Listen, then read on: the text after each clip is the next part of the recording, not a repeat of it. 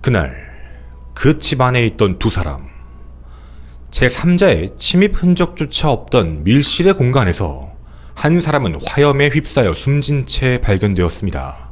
그럼 범인은 남겨진 한 사람인 걸까?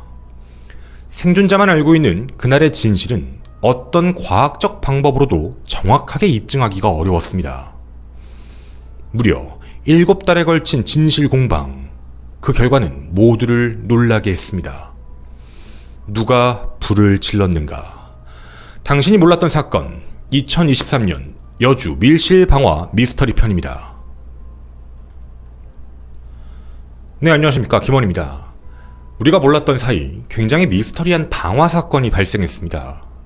그곳은 경기도 여주시 가나읍의 한 주택. 화마가 덮친 현장은 그 형태를 알아볼 수 없을 만큼 모든 것을 다 사라지게 했죠. 시작은 한 통의 신고 전화였습니다. 2023년 1월 30일 밤 11시 37분 119에 다급한 목소리의 신고가 접수됩니다. 집에 돌아와 보니 불이 났다. 내 아내가 집 안에 있다. 신고자는 남편이었습니다. 현장에 도착했을 때 불은 이미 전체로 퍼져 있었고 무려 3시간이 넘는 시간이 지나서야 불이 잡히게 됩니다. 재산 피해 총 4,400여만 원 정도를 낸 화재의 사건. 그런데 집안을 수색하던 구급대원은 화장실에 엎드린 채 숨진 61세 아내를 발견하게 됩니다. 최초 보도는 여주 단독주택에 화재가 발생해 한 명이 숨졌다라는 기사뿐이죠. 단순 화재 사건으로 판단했던 경찰이 이 사건을 정리하려고 할 때 국과수의 회신은 전혀 다른 정황을 알려주었습니다. 60대 여성 숨진 여주 주택 화재 사고, 범인은 남편이었다. 이 불은 단순 화재 사고로 끝날 뻔했지만 경찰과 검찰의 수사 결과 60대 남편의 소행으로 밝혀졌다. 경찰 조사에서 남편은 부부싸움을 하다 아내의 목을 졸라 의식을 잃게 한 뒤 집에 불을 질러 숨지게 한 혐의를 받고 있다. 남편은 범행 직후 직접 119에 신고하는 등 단순 화재 사고인 것처럼 위장했지만 경찰은 현장 감식에서 발견된 휘발유 등 인화 물질의 냄새가 나고 국과수 부검 결과 숨진 아내의 목뼈 일부가 골절된 사실이 드러나자 방화를 의심. 사건 발생 이틀 후인 지난달 1일 남편을 긴급 체포했다. 완벽한 밀실, 남편과 아내만 있던 주택. 검경과 언론은 누가 보더라도 범인은 남편이다 라고 확정을 지었지만 이상하리만큼 재판은 오랜 시간이 걸렸습니다. 그리고 얼마 전인 8월 17일 1심 재판부는 남편 A씨에게 이런 형량을 선고합니다. 수원지방법원 여주지원 판결. 피고인은 무죄. 그럼 두 가지 가능성이 남게 됩니다. 방화를 한 사람은 남편이다. 아니다. 방화는 아내가 저질렀을 가능성이 있다. 목뼈가 일부 골절 있는 아내가 직접 방화를 저질렀을 가능성을 배제할 수 없다라고 밝힌 1심 재판부. 얼핏 들어선 말도 안 되는 판결이다 라는 생각이 드실 겁니다. 오늘 우리는 방화는 남편이 저질렀다라는 주장과 방화는 아내가 저질렀다라는 주장을 하나씩 언급하며 여러분의 현명하고 공정한 댓글을 기다리고 싶습니다. 과연 누가 불을 질렀을까요? 우선 CCTV 및 여러 증거에 기반한 사실적 내용부터 전달하도록 하겠습니다. 지금부터 말씀드리는 내용은 확실한 근거가 있는 실제 자료입니다. 이들 부부는 2013년부터 동거 생활을 시작했고 2015년 10월 13일 혼인신고를 마친 법률혼 관계입니다. 부부이지요. 그리고 2013년 동거 당시부터 화재가 났던 그 단독주택에 함께 생활을 해왔습니다. 그런데 문제가 있었습니다. 아내가 평소 알코올 의존증이 좀 심해 음주를 자제하지 못하고 술에 취하면 이웃 주민들과 다투고 또 집안에 있는 물건들을 집어 던지며 욕설을 하는 등 소란 행위를 지속적으로 반복해 남편과의 사이가 그리 좋지 않았고 남편 스스로도 지속적인 스트레스를 받고 있는 상황이었죠. 사건 당일의 행적은 이랬습니다. 남편은 직장 동료 4명과 함께 사건 당일이었던 오후 5시 30분부터 6시 58분까지 한 식당에서 술을 마시며 식사를 했고 밤 9시 25분까지는 노래방에서 술을 마셨는데요. 그리 많이 마신 상태가 아니었습니다. 남편이 당일날 마신 술의 양은 소주 1병, 맥주 1캔 정도였죠. 특별하게 취한 기색은 없었습니다. 그걸 어떻게 알 수 있냐라는 건 당시에 먹었던 술, CCTV 모든 증거뿐만 아니라 현장에 있었던 동료, 그중 한 명이 술을 마시지 않는 분이 계셔서 그분의 증언도 함께 확인이 되었습니다. 술을 마시지 않았던 직장 동료는 자신의 승용차로 남편을 포함한 다른 모든 사람들의 집을 데려다 주었는데 당시에 귀가했던 시각이 저녁 10시경으로 CCTV상 확인이 됩니다. 그런데 남편이 귀가한 시각에 아내가 이미 엄청난 양의 술을 마신 상태였죠. 그리고는 귀가한 남편에게 욕설을 퍼부으며 옆에 있던 화분을 집어 던지는 등 갑자기 몸싸움이 시작이 됩니다. 이에 남편이 화가 나서 양손으로 피해자의 목을 잠깐 조르면서 그렇게 격한 몸싸움이 있었다라는 사실도 확인이 됩니다. 그런데 CCTV에서 좀 이상한 정황이 포착됩니다. 남편은 저녁 11시 16분경 집에서 나와 마당에 있던 키우던 개의 목줄을 풀어줍니다. 그리고 11시 18분에는 그 앞에 주차되어 있던 본인의 아반떼 차량을 운전해 잠깐 옆으로 이동했다가 11시 20분 차에서 다시 내려서 집을 가만히 보며 서성이고 있습니다. 그리고 11시 23분 다시 차량에 탑승해 인근 마을회관으로 차를 주차해 놓고 돌아왔죠. 그리고 그 중간에도 이상한 행적이 발견됩니다. 11시 20분경 집을 가만히 쳐다보고 있었다라는 그 시각에 아내에게 전화를 걸기도 했죠. CCTV에서는 11시 26분부터 방 창문에서 연기가 보이고 가스 같은 게 확인이 됩니다. 그리고 11시 27분, 1분 후에는 주택 현관 쪽에서도 검은 연기가 나오기 시작을 했죠. 그 이후 남편이 포착된 시각은 11시 32분. 차를 두고 남편이 돌아와 현관문을 통해 집 안으로 들어가는 모습이 포착됩니다. 그리고 약 20초가 지난 시점. 현관 쪽에서 검은 연기가 갑자기 거세게 나오기 시작하면서 그로부터 10초 후 화염으로 인한 불꽃 같은 게 CCTV상 보이기 시작합니다. 불길과 연기가 점점 거세지기 시작하죠. 그리고 남편은 11시 35분 그 주택에서 다시 나옵니다. 이때 당시 불은 매우 커진 상태였죠. 집에서 나왔던 남편은 11시 37분 119에 신고 전화를 했고 소방차가 출동을 했지만 결국 3시간이 넘어서야 불씨가 꺼졌습니다. 그만큼 엄청난 불길이었죠. 그 이후 화장실에서 피해자의 사체가 발견되었는데 실내화를 착용하고 있는 상태였고 그리고 엎드린 상태, 고개를 숙인 상태로 탄화된 상태로 발견되었습니다. 국과수의 부검 결과 아내는 화재에 의한 질식으로 사망했다라는 부검 결과를 제시하게 됐죠. 해서 방화치사라는 혐의가 나오게 된 겁니다. 화장실에 있을 때까지만 해도 아내는 살아있었다라는 것이죠. 그게 의식이 없다, 숨진 게 아니라 잠깐 기절을 해 있었을 가능성이 있다는 겁니다. 그 사이에 불길이 치솟아 나오지 못하고 호흡은 하고 있었으니 호흡에 대한 증거들이 폐에 그대로 남아 있었다는 것. 목숨을 잃고 그 안에 있었던 게 아니라 살아있는 상태로 그 안에 있었다라는 말이 됩니다.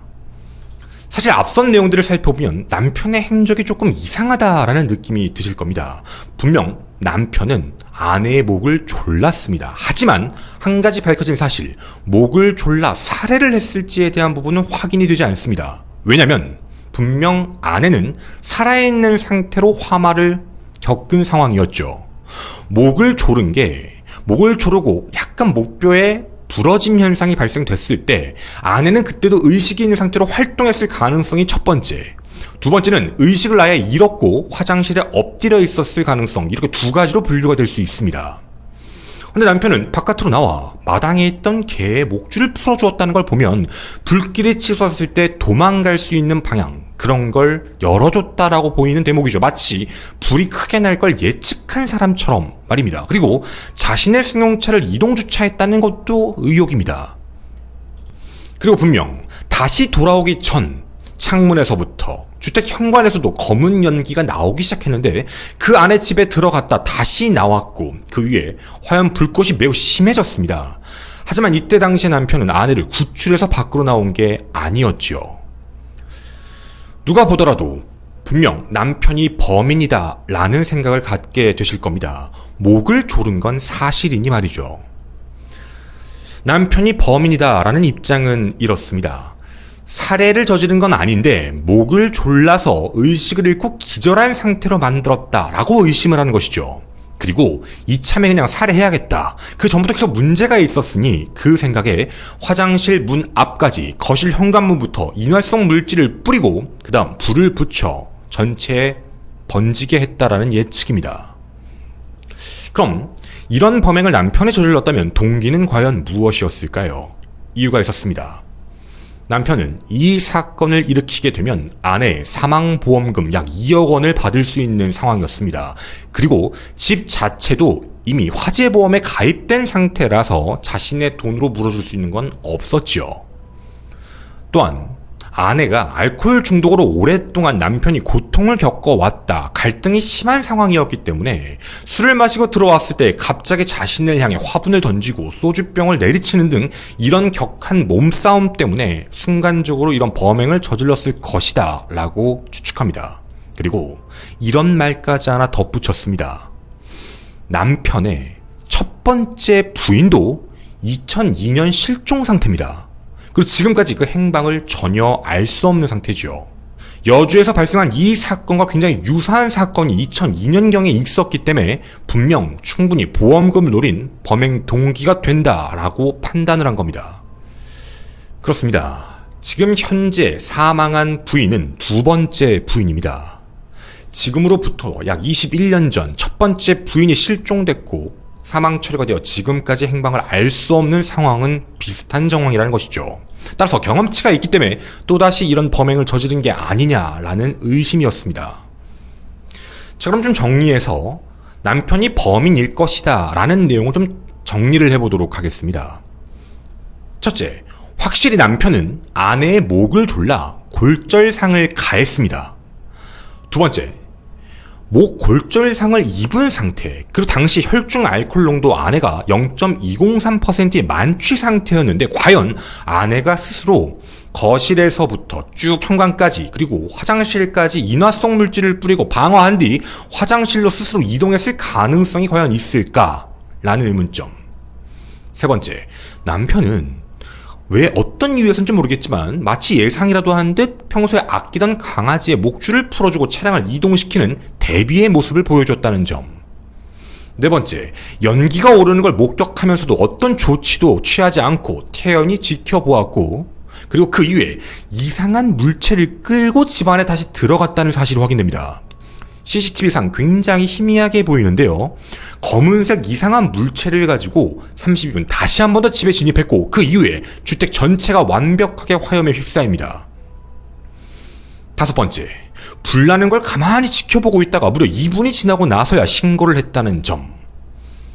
여섯 번째, 남편이 불을 낸 게 아니라 불을 목격한 사람이다 라고 판단할 수 있는 증거가 없습니다. 일곱 번째, 남편은 이 화재를 인식하거나 그리고 아내의 사망을 확인한 상태에서 전화를 걸었습니다. 중간에 전화를 건 이상한 행동을 보였다는 것이죠. 그리고 마지막, 남편은 이 사건 직전에 있는 자신의 행위에 대해서 진술을 번복하는 등 거짓 진술을 해왔습니다. 어떤 내용이냐면 자기가 아내랑 있는데 집에 불이 난 것 같다 라는 내용의 신고 전화에 대한 문제였는데요. 분명 자신의 집 안에 들어가서 여러 번 왔다 갔다 하면서 불길을 보고 신고를 했습니다. 그런데 최초 경찰 진술에다간 이렇게 언급을 했죠. 사람들과 술을 마시고 집에 돌아왔는데 집에 불길이 보여서 신고를 했다. 자신이 집에 들어가. 그럼 문제가 있었다는 사실을 완벽하게 감추었습니다. 여기까지가 남편이 살인을 저지르고 정확히는 아내를 기절시키고 그 이후에 방화를 저지른 방화치사 사건의 범인이다 라는 증거들, 그런 의심점들이었습니다. 지금까지 여러분은 어떤 생각이 드시나요? 이 정도면 무조건 남편이 범인이 아닌 걸까? 남편이 방화를 저지른 게 아닐까라는 생각이 드실 겁니다. 일단 행적 자체도 이상했고 거짓말까지도 했고 중간에 차량을 이동시키고 이상 물체를 가지고 왔다가 불이 갑자기 치솟았고 불길을 바라보며 무려 2분이 지나서야 신고를 했다는 점은 누가 보더라도 의심을 할 수 있는 정황이곤 합니다. 자, 그런데요. 분명 이 재판의 결과는 무죄였습니다. 그럼 다른 방화의 가능성이 있었다라는 걸까요? 남편이 목을 조른 사실은 맞지만 불을 지른 게 남편이 아니다 라고 돼야 무죄입니다. 그럼 남은 다른 방화의 가능성은 무엇일까요? 단 한 가지입니다. 아내가 저질렀답니다. 자, 그럼 가능성을 한번 열어보겠습니다. 첫 번째로 남편이 불을 지르고 아내가 사망에 이르게 했을 그 방화치사에 대한 가능성입니다. 이 내용에 대해 재판부는 이렇게 말을 합니다. 검찰이 제기한 내용으로 보면 불상에 인화성 물질, 휘발유 같은 걸 뿌린 다음 방화를 저질러서 아내가 사망에 이르겠다라는 그 가능성 정도는 보인다고 인정을 합니다. 당시에 격한 격투 싸움이 있었고 그 위에 목을 졸랐다는 것까지는 인정을 한 상태였죠. 부검감정서엔 이런 내용이 적혀 있습니다. 사망 이전에 목 부위에 작용한 외력에 의한 소견이 생각이 되는데 이를 화재 사망에 우선하는 사안으로는 고려하기가 어렵다는 것. 이게 무슨 뜻이냐면 화재 사망 그 전에 목 부위에 의한 외력 때문에 이미 기절을 했거나 숨졌다라고 보기는 어렵다라는 겁니다. 단순히 목을 조르는 과정에서 상해 정도는 발생했고 아내는 분명 살아있는 상태에서 이런 일을 당한 게 맞다라는 뜻이죠. 남편은 이런 진술을 했습니다. 자기가 11시 16분 집에서 나올 때 아내가 눈을 뜬 채로 거실에 주저앉아 있었다라고 진술을 했죠. 물론 이 말을 완전히 믿을 수는 없습니다. 거실에 있던 사람이 결론적으로는 욕실에서 발견됐으니 말이죠. 이런 점을 놓고 볼 때 분명 남편이 저질렀을 거에 대한 가능성을 완벽히 배제할 수는 없는 상황입니다. 그런데 다른 상황을 살펴보자라는 것이죠. 바로 방화가 아닌 다른 문제 때문에 발생했을 화재의 가능성에 대한 문제입니다. 과연 그런 일이 가능할까요? 일단 CCTV 및 화재 현장 조사서의 내용을 살펴보게 되면 이 주택 내부에 부부가 함께 있던 시점 전후로 그 누구도 침입한 흔적이 없습니다. 그럼 분명 방화는 남편 아니면 아내 둘 중에 한 명만이 저질렀다라고 밖에 볼 수 없는 것이죠. 그리고 분명 인화성 물질이 검출됐기 때문에 자연 발화가 된 것도 아니었습니다. 그럼 정말 만약 아내가 직접 방화를 하고 화장실로 들어갔을 가능성을 배제할 수 있을까에 대한 의문점입니다. 그런데 이에 대해 그럴 가능성이 있다라고 재판부는 판단하죠. 이유가 있었습니다. 첫 번째, 남편이 인화성 물질을 가지고 들어갔거나 그런 물질을 썼다는 점에 대해서 검사가 증명이 좀 충분하지 못하다라는 판단입니다. 이유가 있습니다. 화재 현장 조사서를 살펴보게 되면 발화 요인은 방화, 누군가가 불을 붙였다라는 건 일치합니다. 그런데 발화를 시킨 열원 자체는 미상, 최초에 불이 붙은 것도 미상, 연소를 더 확대시켰던 물질도 미상이라고만 기록되어 있습니다. 정확히 어떤 게 발화된 건지를 알 수가 없다라는 뜻이죠. 즉 어떤 인화성 물질을 썼는지 기사에서는 휘발유라고 나와 있지만 그것도 아니었습니다. 그 증거 자체가 존재하지 않았다는 것이죠. 또 하나, 이게 가장 큰 문제였습니다. 한번 상상을 해보자고요. 만약 남편이 어떤 물질을 가지고 와서 뿌리고 난 뒤 불을 붙였다라고 얘기한다면 과연 남편의 몸에는 그 흔적이 안 남았을까요? 우린 많은 방화 사건들을 살펴봤습니다. 적어도 자기가 밟았던 신발, 혹은 자기 손, 혹은 자기가 입었던 옷 같은데 그런 물질들이 묻을 가능성이 있죠.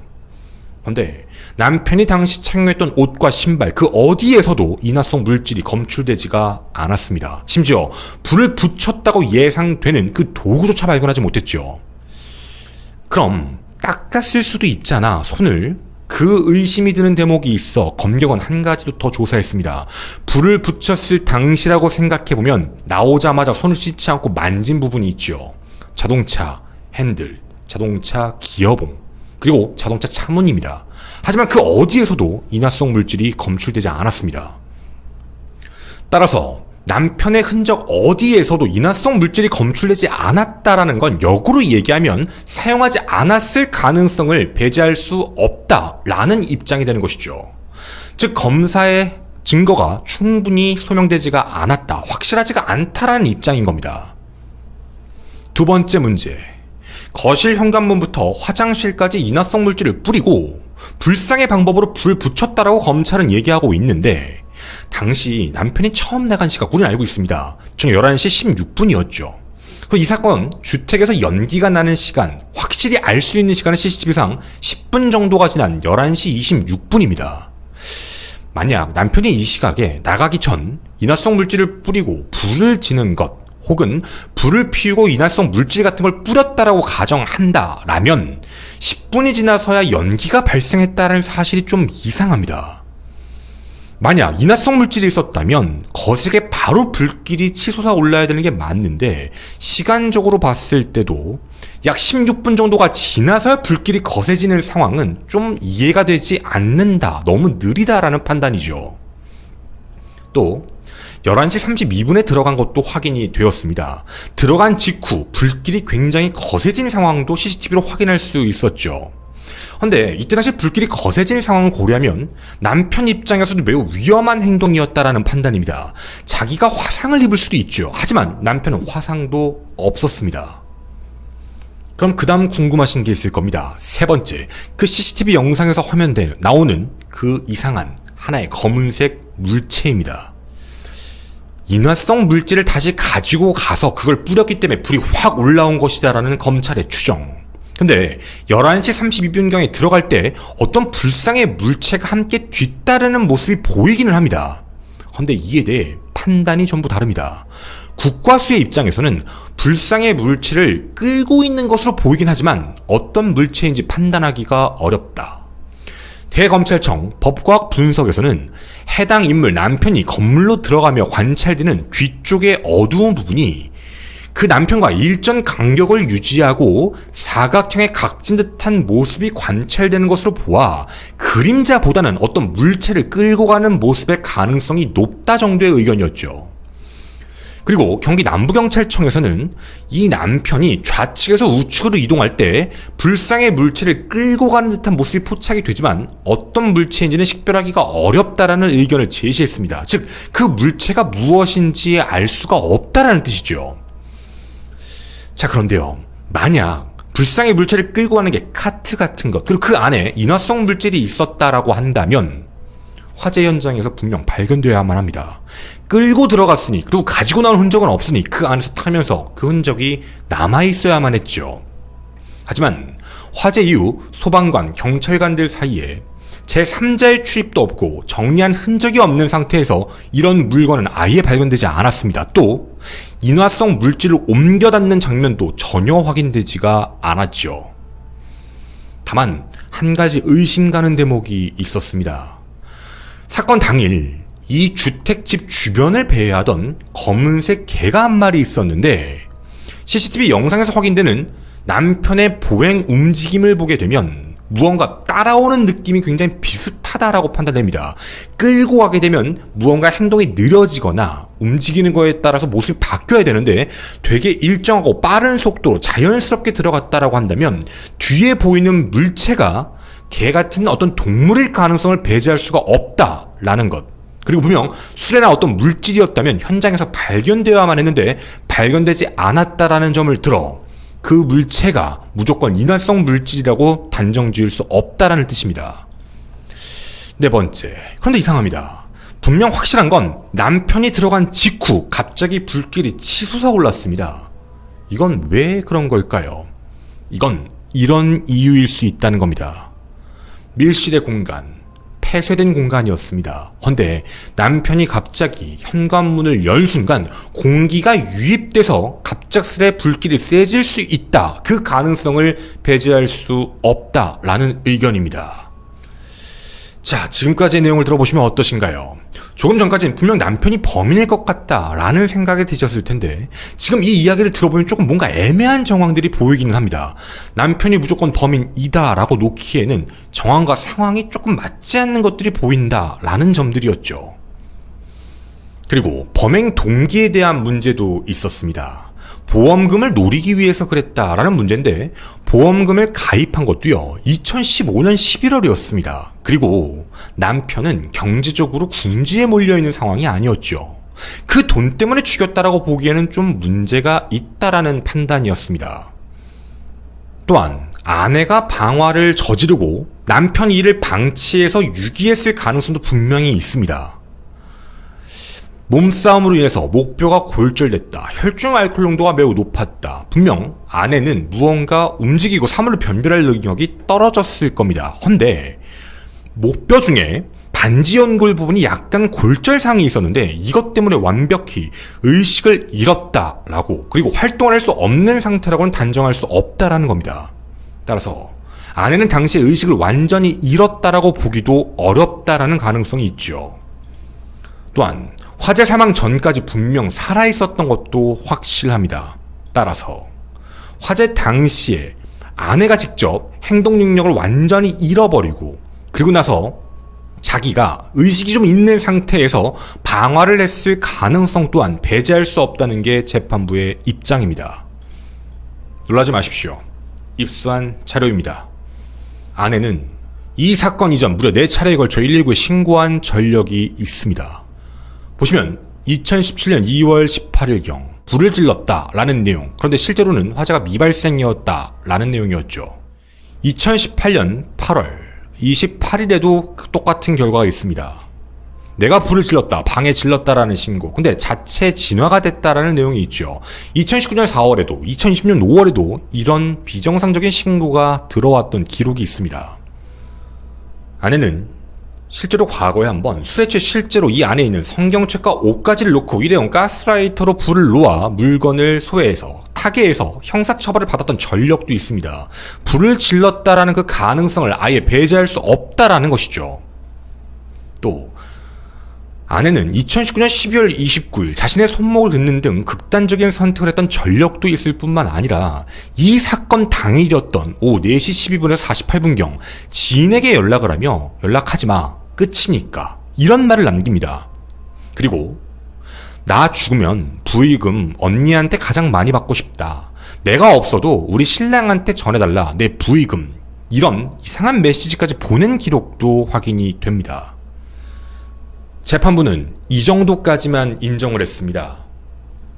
남편이 분명 화재가 났는 걸 알았는데 일찍 아내에 대해서 구초를 하려고 하거나 신고를 하려고 한 게 아니라 어느 정도 방치했다라는 내용에선 충분히 의심스럽다라고 판단하죠. 하지만 검찰이 제기한 범죄 혐의점은 현주 건조물 방화치사입니다. 방화치사 혐의에 대해선 인정할 수가 없다. 다른 가능성이 분명 존재할 수 있다라는 입장입니다. 해서 직접 일부러 불을 질렀고 그 이후에 지켜보고 신고를 했다라는 건 무죄 판결이 나왔습니다. 여러분께 한번 질문을 드려보고 싶습니다. 이 사건은 많은 것들이 사실 꼬여 있습니다. 만약 남편이 범인이 맞다면 남편이 그 인화성 물질을 언제부터 준비했고 어디에 구비하고 있는지에 대한 증거도 필요합니다. 그리고 그걸 가져간 부분에 대해서도 확인이 되어야만 합니다. 하지만 남편의 손, 남편의 신발, 옷, 차량 그 어디에서도 인화성 물질은 검출되지도 않았죠. 또 불을 붙였다고 의심이 될 만한 것도 아예 없었습니다. 그럼 역으로 얘기해도 마찬가지입니다. 아내가 만약에 그렇게 했다라고 한다면 그 물질은 도대체 무엇인가에 대해서도 증명이 되지가 않고 있는 상황이죠. 분명 둘 중에 누군가는 불을 붙였습니다. 그런데 그게 누구인지 알 수 없죠. 한 명은 숨졌고 한 명은 살아있습니다. 남편은 정말 어떻게 보면 억울하게 자신의 아내를 죽였다라는 의심을 받고 있는 사람인 건지 아니면 완벽하고 철저한 범죄 계획인 건지 그 누구도 알 수 없는 사실이죠. 사실 어떤 편도 들 수가 없습니다. 분명 재판부가 얘기한 그 근거가 빈약하다라고 보기가 어렵기 때문이죠. 무죄라는 말은 죄를 주기에 충분치 않다, 증거가 명확하지 않다라는 뜻으로 귀결됩니다. 이제 여러분에게 질문을 던져보고 싶습니다. 여러분이 생각하시는 그날의 방화 누구일까요? 남편일까요? 아니면 아내일까요? 저는 당신이 몰랐던 사건의 김원이었습니다. 감사합니다. 네, 뒷이야기 가도록 하겠습니다. 이제 사건 내용을 조금만 정리를 다시 한번 좀 해드리면 여러 가지 복잡하실 수도 있는데, 이 내용은 이렇게까지는 확인은 된 거예요. 분명 그날 남편과 아내는 트러블이 있었습니다. 그리고 아내는 그러니까 즉사한 게 아니에요. 목 부분, 이제 남편은 화분이나 소주병 같은 걸로 맞은 사실이 있고, 그리고 아내는 그거에 대해서 이제 남편이 목을 조른 사실이 있어요. 그래서 이제 목뼈가 그렇게 됐는데, 그게 우리가 생각하는 뭐 치명상이 올 만큼에 대한 문제는 아니고, 이제 법의학자들의 의견에 따르면 그렇게 돼도 활동하는 데는 지장이 없다라는 문제인 거예요.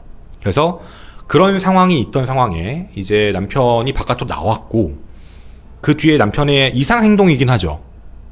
그러니까 남편이 이제 현장을 이제 이탈한 거죠. 뭐 그래서 트러블이 있었으니까 현장을 이탈했는데, 남편이 한 행동을 보면 의심이 가는 건 사실이에요.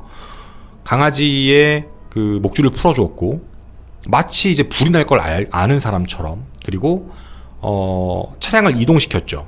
그리고 그 사이에 연기가 피어오르기 시작했어요. 그러니까 여기서 재판부는 의심한 거예요. 만약 안에서 인화성 물질로 불을 붙인 거면 엄청 확 탈 텐데, 그렇게 오랜 시간 동안 타는 게 좀 이상하다 라는 관점으로 본 거죠. 그리고 남편이 이제 돌아오면서 뭔가 검은색 물체가 있다고 검찰은 제시했지만, 그 검은색 물질이 뭔가 뭐 끌고 오는 듯한, 따라오는, 밑에서 따라오는 느낌이었는데, 이거를 수레라고 하면 현장에서 발견이 돼야 되는데 없으니까. 그럼 뭐 갖다가 넣어가지고 이렇게 쫓아가듯이 인화성 물질 던진 거면 그 잔해물들이 남아야 되는데 그것도 없으니까. 그러면, 그리고 남편의 몸에서는 어디에서 인화성 물질이 묻지 않았으니까. 이렇게 된 거죠. 그럼 남편이 불을 지핀 것도 뭐 확인도 안 되고, 남편의 몸에서도 안 나오고, 남편이 나오자마자 차량을 운전했던 어디에서도 확인이 안 돼요. 그러면 인화성 물질이 묻지 않는다는 것도 이상한 거잖아. 자기가 불을 지른 거면. 그러면 재판부가 볼 수 있는 가장 넓은 범주는 그건 거예요. 나올 때 불을 지르겠다라는 사실 정도는 남편이 알았을 가능성이 있다. 그러니까 아내가 불을 지를 것 같다 라는 생각을 했고, 혹시 몰라서 나오면서, 혹시 또 옛날에 그런 전과가 있으니까, 전력이 있으니까 아내 이렇게 뭐 개 풀어주고, 차도 이게 혹시 몰라서 이동만 시켜놓고, 그 전화, 집 이게 계속 기웃기거리면서 진짜 불 질렀나 하다가 전화도 해봤는데 전화 안 받고, 그 다시 이렇게 돌아와 봤는데 집에서 뭔가 열 곳이 피는 것 같아요. 현관문을 싹 열었더니 이제 그 안에서 연기가 나오기 시작했던 거지.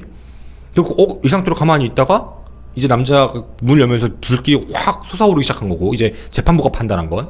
그래서 나와서 가만히 보고 있다가 경찰에 신고를 했다. 이런 입장인 거예요. 이런 가능성이 있을 수 있다. 그럼 이제 아내가 불을 질렀다라는 말이 되는 거니까. 그러니까 이 안에서의 내용에서는 그것도 있었어요. 남편은 거실에서 이제 그 트러블이 생겼다. 이게 막 서로 싸운 게 있다라고 하는데, 아내는 화장실에서 발견됐잖아요. 그 가능성을 열어둔 거예요. 그러니까 애초부터 그 화장실에서 그런 다툼, 목졸림이 있었던 게 아니냐. 근데 이미 흔적은 거실이었었어요. 그럼 거실에서 있었던 건데, 그럼 둘 중에 하나죠. 남편이 기절한 아내를 끌고 화장실에 넣어놓고 불을 지르고 나왔다의 가능성 하나. 둘, 아내를 그러니까 아내가 의식이 있어서 자기 자발적으로 그냥 뚜루루 가서 화장실에 들어갔고, 그리고 남편이 거기다 불을 지피고 나왔다. 이렇게 보는 거. 그거 아니면 남편은 그냥 나갔고, 아내가 거실에 앉아있었고, 그걸 보고 그냥 하고 나갔고, 뭐, 나 불 지를 거야, 뭐 이런 얘기를 해서 나갔고, 아내가 거기에 대해서 자기가 이게 현관문부터 쭉 인화성 물질을 뿌리고, 불을 지핀 채로 화장실 안에 들어갔다. 이런 거. 그러니까 이런 문제인 거죠. 그래서, 이거는 이제 공소사실에 대한 문제 때문에 무죄인 거예요. 이거 방화치사 혐의가 아닌 거니까. 그래서 그런 문제에 대해서 이제 얘기를 하게 된 건데, 저도 뭐라고 할 수가 없어요. 그러니까 저도 사실 이 내용들을 다 보고 나서 그냥 제 생각이 다 맞는 거예요. 제가 내렸던 생각은 남편은 불이 났던 걸 알 것 같다라는 느낌이에요. 그러니까 처음엔 의심이었을 수도 있어. 진짜 불을 지를까? 혹시 모르니까.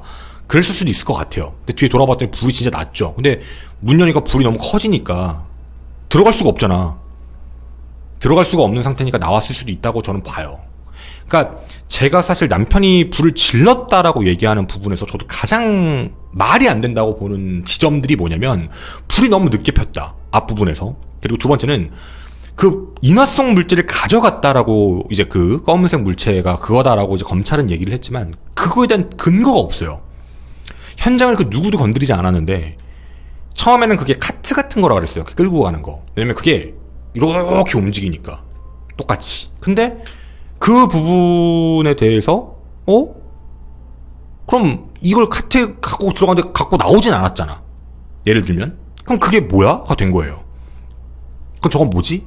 그럼 저게 저 안에 있어야 되는데 근데 없어. 그게 물체라고 한다면 어떤 물체여서 그게 현장에 뭐 거실 그 앞부분부터 거기까지 녹아내린 상태로 존재했으면 아 맞네 이거 인화성 물질 넣어가지고 갖고 간 거네 이렇게 얘기를 해볼 수 있겠는데 그게 없으니까 그냥 그런 문제들이 낀 거예요.